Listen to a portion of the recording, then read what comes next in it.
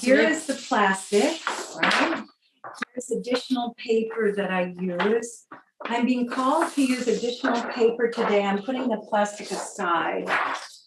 Here is my tool. My paints are, you can see in the background over here. And so anything in particular, Lisa? Because I'll just start in. Well, Irene was pretty specific about how Anne should paint, and she said to bless the paintings. And so maybe you could tell a little bit about the Aura-Soma. So I use essential oils, and these are special oils called Aura-Soma. And Vicki White, she's now passed out of London, created this whole line of oils. It's a fascinating story if you're interested in essential oils. So I have 141 of them. And what I'm doing is, before the session this morning, I meditated on the colors that this audience needed. So I'm just going to start in here, and I probably won't talk all that much. Please? But I will. So one of the things that is part of Anne's process is this preparation she's talked about, where she's been thinking about the audience, she's been meditating on the colors that are right, the oils that are right. And then once she's starting the creative process, she has no judgment. So for instance, if she was to drop something on this paper, whereas we might think, oh, I made a mistake, I have to start over. There are no mistakes, there's no judgment to this. Irene says the souls line up to be painted. And so sometimes things will go off the page, sometimes they will turn into like ink blots. When you look later, you'll see images. And you may want to look at her library of paintings to see some of the amazing things that have come out.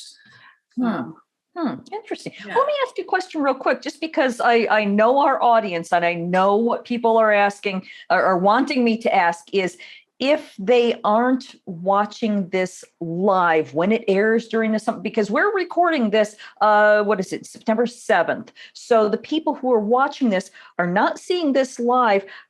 Are they included? Anybody who watches this included in the channel? Yes, across the veil, there is no linear time. So whoever is going to witness this painting will see it in its time. And one of the things that we found is that in Anne's studio, where she has paintings on the walls and people come and look, they will be attracted to a certain painting and they won't know why. So all of Anne's paintings have a name to them. And sometimes when they hear the name, then they understand immediately why they are attracted. So we recently, Anne and I were doing a demonstration, and Anne had brought one of her pieces of artwork, and a woman in the audience got mesmerized by it. And she kept saying, I need that painting. What is it about that painting that attracts me? And what was the name of that painting, Anne? Always with you. Always With You was the name of the painting. And when she heard that, she gasped and she said, when my kids went off to college, I gave them pendants, and on the back of the pendant, it says Always With You. And later that day, she came back and bought the original piece of art. Wow, that's a wonderful story. I have so many questions. Anne, as you're working, Risa, you might answer this because you know Anne's work. Whoever is able to most accurately describe this, as you're painting and as you're choosing which bottle to pick up and where to pour it and how to pour it, who is directing this? How are you choosing this? I assume you get the general gist of the question. So I don't know who's choosing it. Who's ever on the other side, that's like, I don't even think, right? Yeah. So I just feel the energy in the color. And basically, they're just saying, more purple. I mean, or they're saying coral needed to be in here. So what's interesting to me as a human doing this is like this vase that you might see down here. It's the container. And I mean, it's unusual in that it's so swirly with blue, Mhm. purple, and then it formed a pink, which I don't often see. I see much lighter colors usually.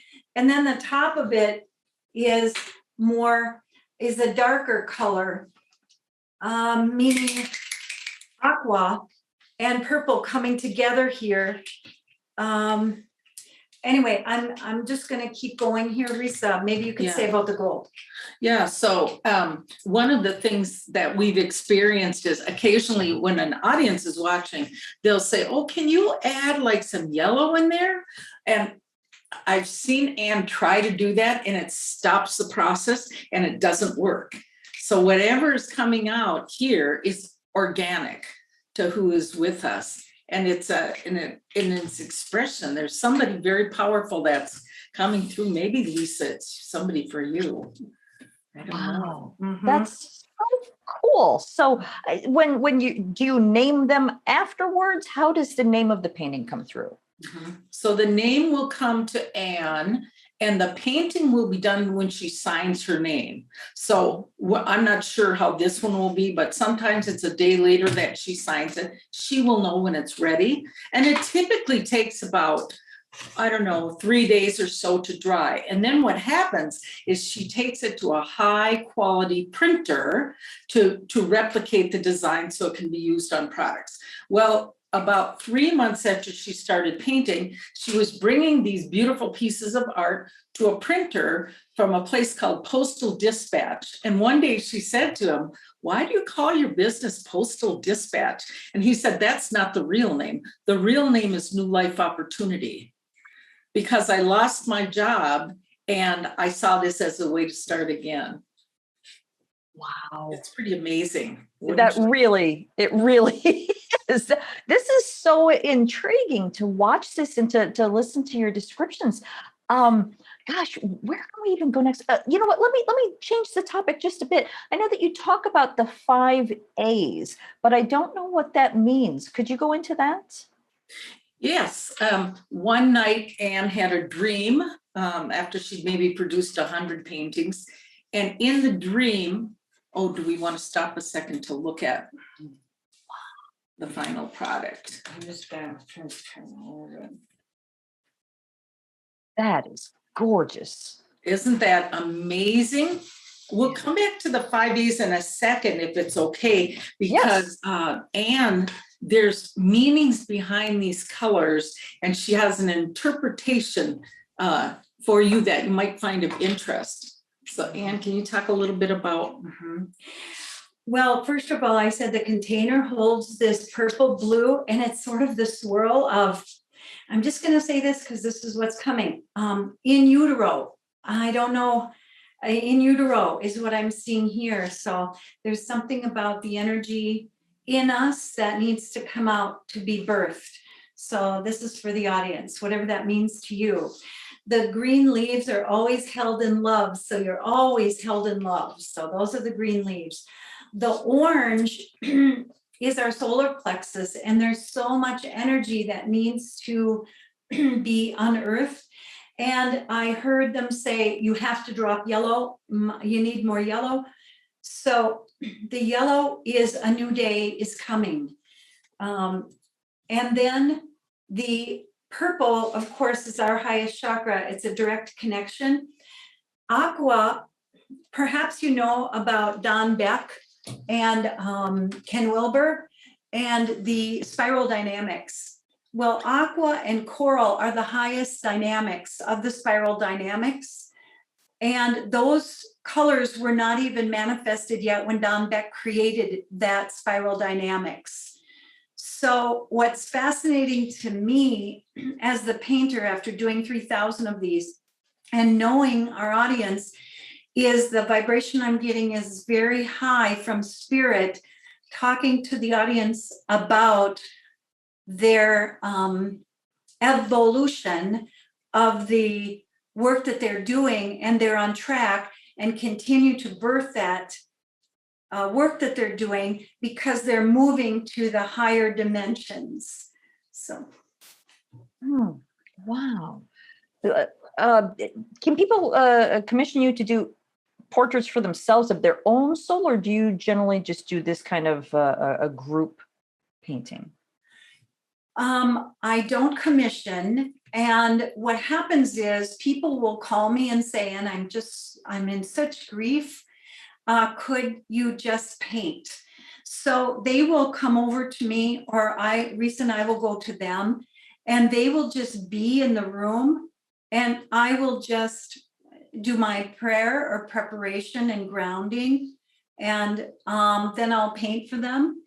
And so that's how that happens. Mhm. Okay.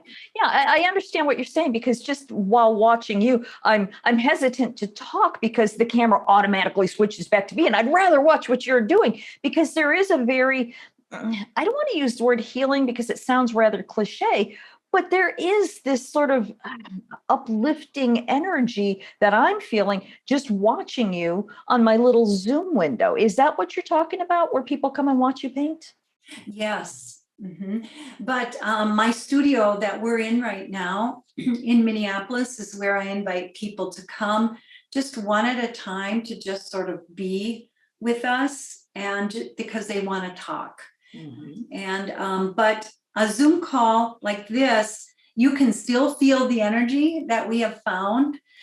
And you will not believe the magnificence of these colors in person here. This is stunning. Yeah. This is just It's, stunning. I'm just going to say that I know your audience, and I know the vibration of your audience, and this is just really vibrating. Yeah. Mhm. And the depth of the gold that is coming through everything. Yeah.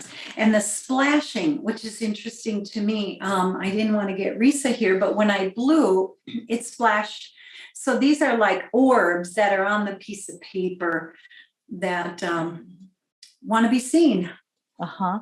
Well, I want to ask, originally you had a sheet of plastic down, and you do the paintings on plastic. What prompted you to remove the plastic and do it actually on paper instead?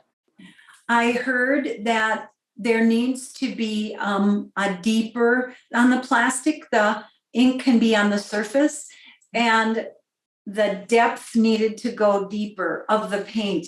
It needed to be absorbed instead of just reflected off of. So that's what I heard.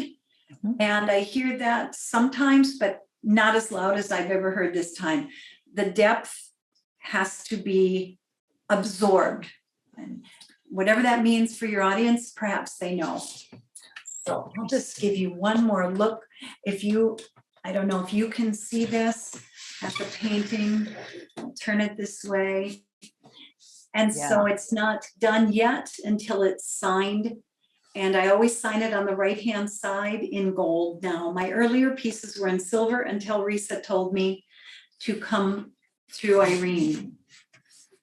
So another interesting piece about this is that in the messages from Irene, you know, I'd be writing the question, what do we do with this? All these paintings and this story. And she says, gather them in circles, just like we are in a circle right now watching this. And it's not about the paintings, and it's not about the story. It's about opening the conversation.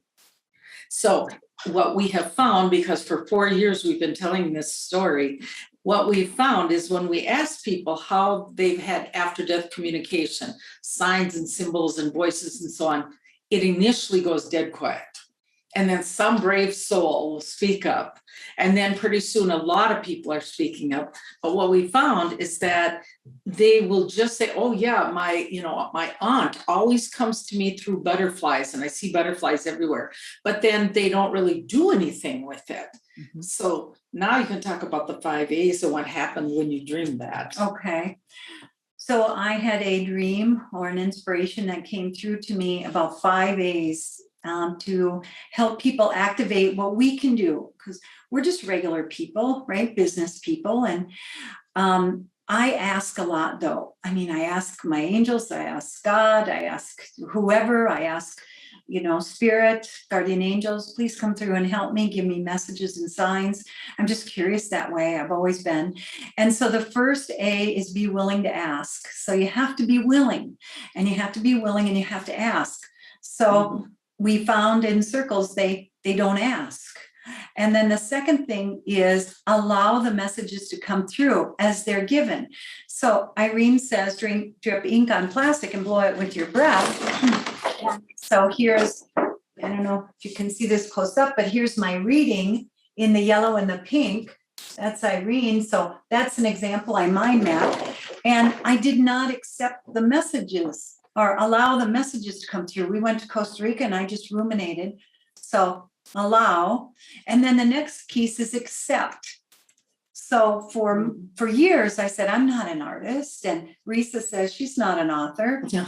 So we began to accept that these were gifts that we've been given, and then appreciate the gifts. So we're grateful to the Shift Network and to Lisa today to inviting us to talk, because we're being grateful and we're sharing the gifts. And the fifth step is to act. And this is where a lot of people fall through. They don't follow up and act. And so that's what we're here to say is use the 5 A's and then do something with the gifts that you've been given. And sometimes it's like you're feeling lost and you get this voice in your head that says, go this way, not this way. It's to act on that. And we always want to question that. Is that our mind that just made that up? Or are we getting guidance from somebody? And who are we getting guidance from? I really like the 5 A's because they're, first of all, they're very simple. You're not asking anybody to jump through flaming hoops. These are simple asks, but I can also see how they might be difficult for people who haven't learned to do these very simple acts of self-care, allowing yourself to express yourself. My mother's coming to mind, and normally she's like, don't tell family secrets, but I'm feeling like she wants me to say this because she was an extremely gifted artist. Oh my God, her paintings were exquisite, but she never allowed herself to show them to anybody, to do anything with it. She just kept it her own little secret. And I think that if she had followed these simple 5 A's, her life would have been a lot more fulfilled. Is that what you're getting at with the 5 A's? Yes, yes. And for at least a year after Anne started painting these incredible pieces of work that people were just going wild over, she was still saying, oh, well, I'm not an artist. And if somebody would ask her to, paint something, she'd say, I don't know how, I never went to art school. But so it's that willingness to step over the line and just try what you're called to do. So just a quick story. I was with a friend last week and she said, I want to create something in my life, a foundation. And for 20 years, I've been studying and reading and doing all this work. And I feel so bad about that. It's taken me so long. So we kind of beat ourselves up. Like, we don't know how to do this. So how do we dare to do this? But if we can step over that line into just the messiness of the painting where spots are going all over the place, then that's where the magic is. Yeah. And with your mom, is she passed? Yeah. Oh, about 3 so years ago. You tell her she inspired you, right? To share her story now. And she gave you creative gifts. And one thing Irene said, though, is it's not about the art and it's not about the book. It's about having the conversation. So I'm just struck by, Lisa, do you think that your mother is here with us in spirit and inspired this painting? It's funny you should ask that, because as the painting was being created, I was like, that looks like my mom's work. So I wasn't going to say it, but since you asked, yeah, it really does. It does feel like she was directing it. Yeah. We both have goosebumps over here, which is a sign of truth. Yeah. Yeah. Wow. Yeah. Wow. That's awesome. That's amazing. Wow. She'd be so, well, she would be so happy. I can feel that she's very happy. Wow. That's amazing. I love that. thank you, Mom. Yeah. That's how it rolls. And I would add that the messages come so many different ways. It might be a voice in your head. It might be a sense of it. You might smell a scent that reminds you of your grandmother. So part of it for our audience is to just give some thought to how are messages coming to you. To always get a sense of someone around you or some message that comes through, and then ask, what am I to do next with this? Mhm, mhm. And then listen.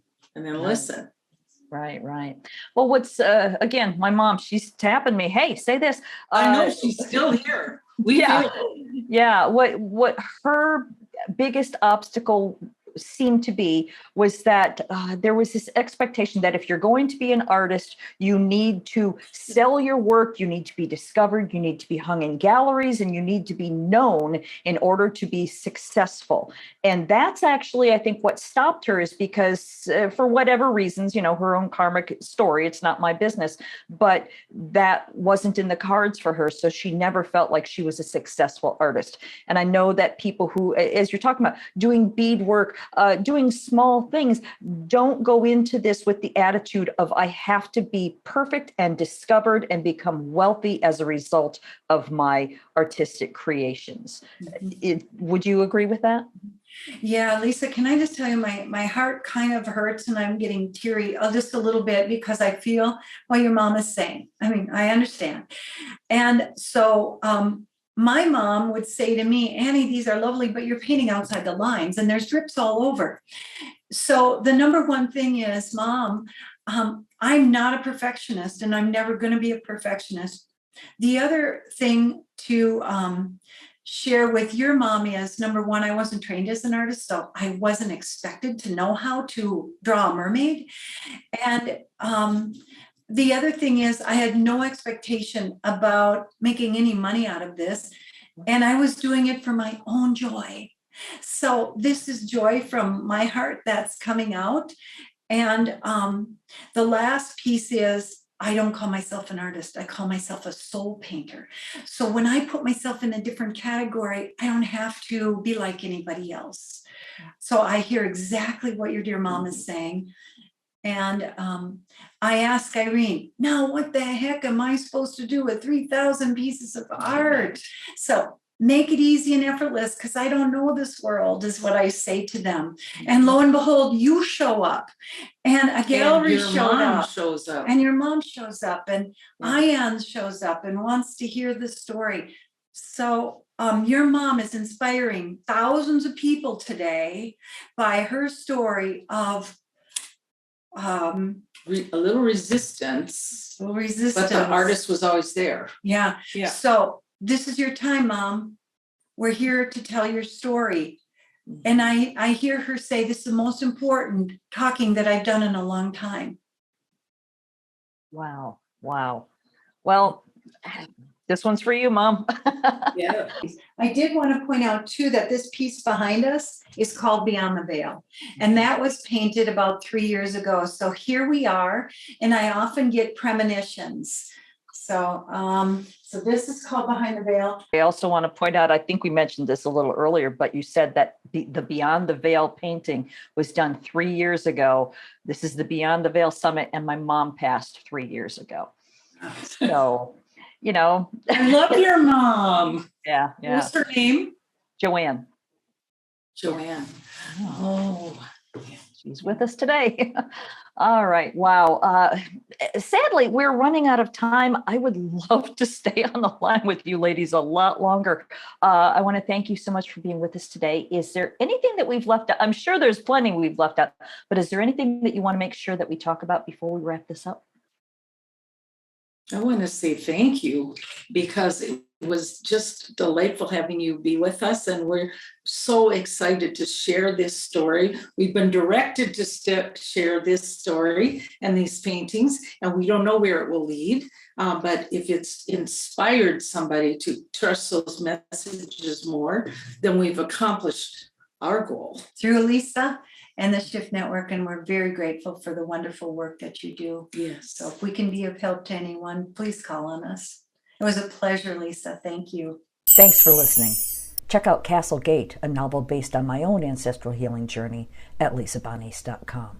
In 1921, 4 men set off from Scotland to the United States. Will Garrock, his brother Pete, his son Willie, and his nephew Thomas, all coal miners. They left behind the miners' rows and the nationwide mining strike with its soup kitchens. Their destination was Castlegate, Utah, where they had kin to welcome them before sending for their wives and children. They prospered in America, working in one of the finest mines in Utah. Until that tragic day, March 8th, 1924. Disaster struck. 3 explosions trapping 171 men inside. Rescue crews worked tirelessly for days, but sadly, they could not save a soul.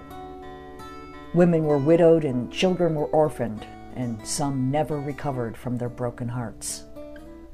Castlegate is the true and tragic saga of a Scottish family whose dreams of finding their fortunes in the bountiful coal mines of Castlegate, Utah during the Prohibition era explode in one of the most devastating mine disasters in American history.